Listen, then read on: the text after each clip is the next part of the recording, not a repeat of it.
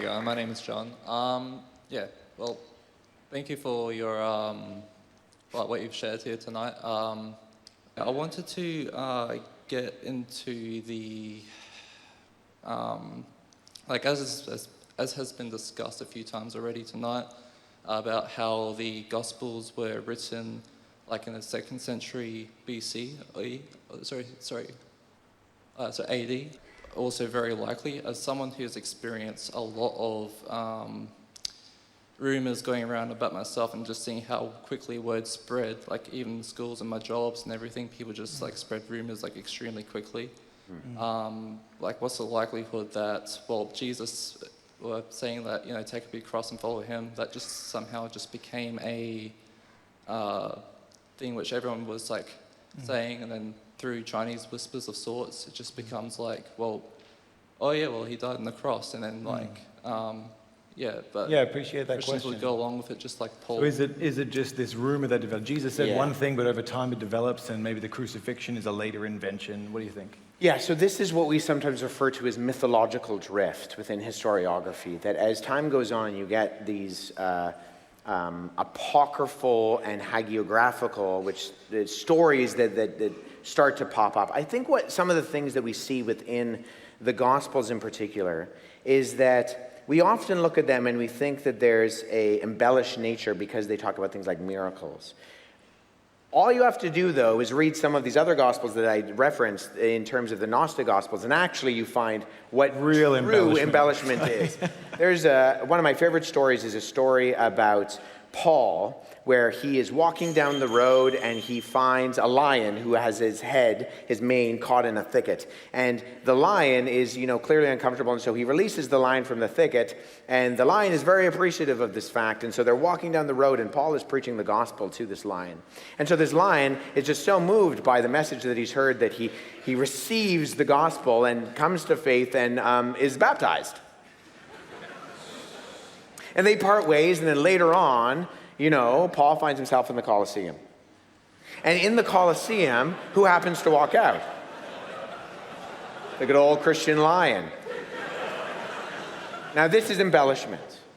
This is what we see and can say, okay, like there's something going on here. And in fact, compared to a lot of these stories that we find in the later centuries, the Gospels are actually very matter of fact. And this comes across in the way that they're communicated. Why do I not think that mythological drift is taking place? I do not think that it's taking place because we see so many instances where, say, for example, Jesus is crucified in Jerusalem.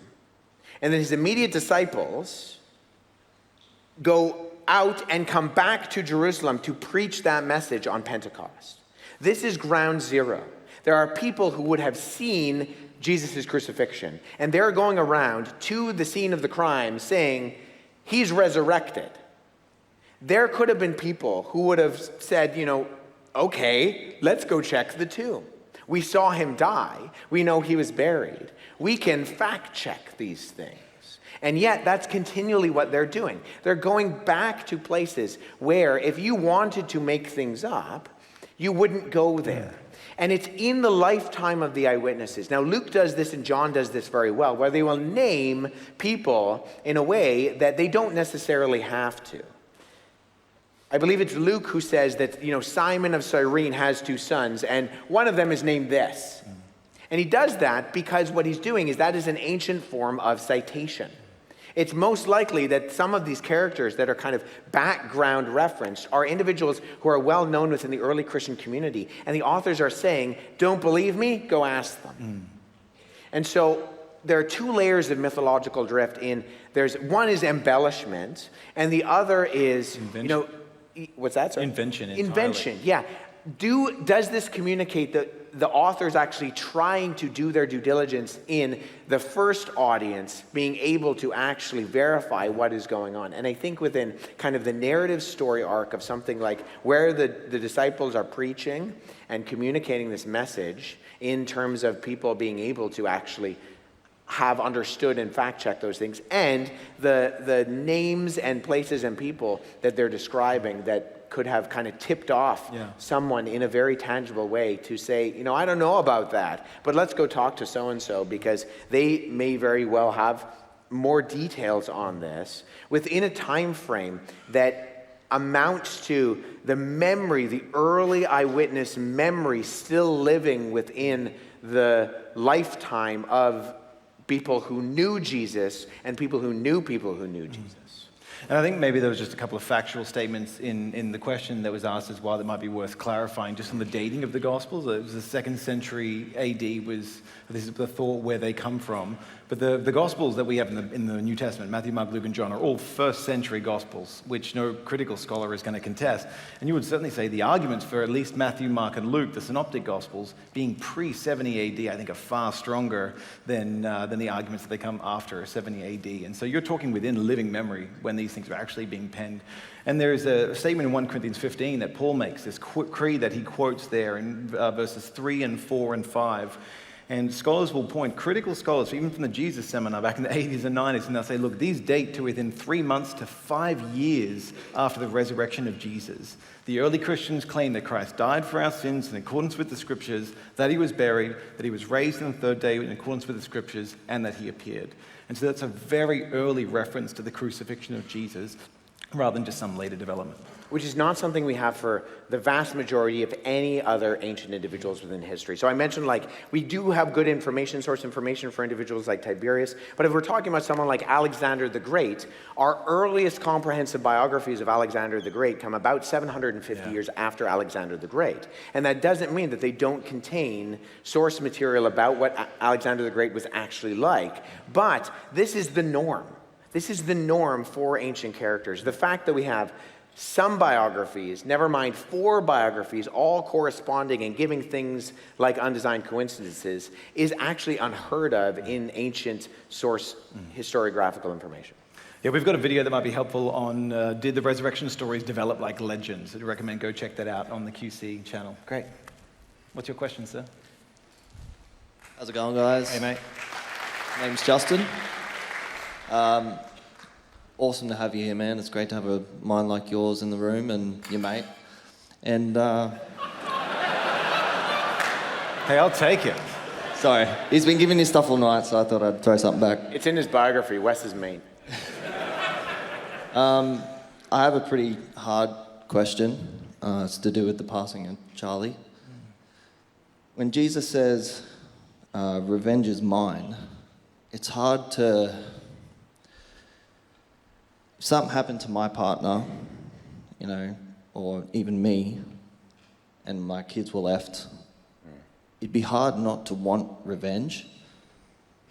How does man deal with that?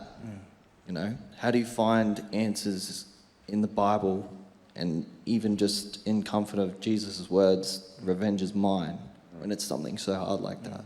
Yeah. Well, first and foremost, let me just communicate my condolences and say I'm so sorry for what happened to your partner, whatever that is. No. He's saying if something happened, he If would some- find it If hard something happened to your partner. Yeah, like Charlie. Yeah. So Charlie's Thank horrible you. passing and thanks for clarifying that. I see what you mean now. I'm getting it. Yeah, okay. Well, I'm glad that's not the case. To be fair, he's unbelievably jet lagged. Yeah, no, I get that. Yeah. It's a good question. I mean, when we... Just before you get into it, I don't want to see that coin on eBay, by the way. When we look at things that communicate genuine heartache, that communicate injustice, I think what's unique about the God of this book is that the God of the Bible is not the elusive God of deism or the distant God of theism, that the God of the Bible can actually relate to feeling injustice personally. Because the God of the Bible sent his one and only Son, the only innocent person that has ever walked this planet, who was murdered. And I think to a certain degree, when we look to heaven and we say, God, I am frustrated, I'm angry, I am just completely disgusted with injustice in the world, I think God can look down at us and say, me too. it killed my son. And there's an aspect of this was part of God's plan, that God draws straight lines with crooked sticks. And I think we see that even in the instance of Charlie, in the amount of people communicating on social media, on something like X, and saying, I never really thought about the Bible, but I'm seeing these clips of this individual talking about his own faith, and that's moving me. God is using this. There is no purposeless evil in this world that is outside of God's control. And so the God of the Bible is unique in that he doesn't just sympathize with our hurt and our pain and our suffering, but he empathizes with it. Because the God of the Bible sent his son, the second person of the Trinity, and then that son, that God, stepped into humanity and personally experienced heartache and loss and betrayal and murder. Because the expectation in the first century was that the Messiah was going to save God's people from the Romans, not be murdered by the Romans. And so the upside down nature of what took place within the life of the Messiah is something that allows God to say, you're hurting, me too. And relate to that. And also say that Jesus didn't stay in the grave.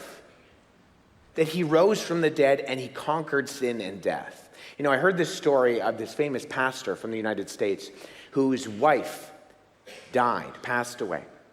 And as he was driving with his kids from the funeral and trying to help them understand what just took place, looked over at a lane, at the next lane where a big transport truck was driving down the road, and turned to his son and said, would you rather be hit by the truck or the shadow? And his son said, the shadow.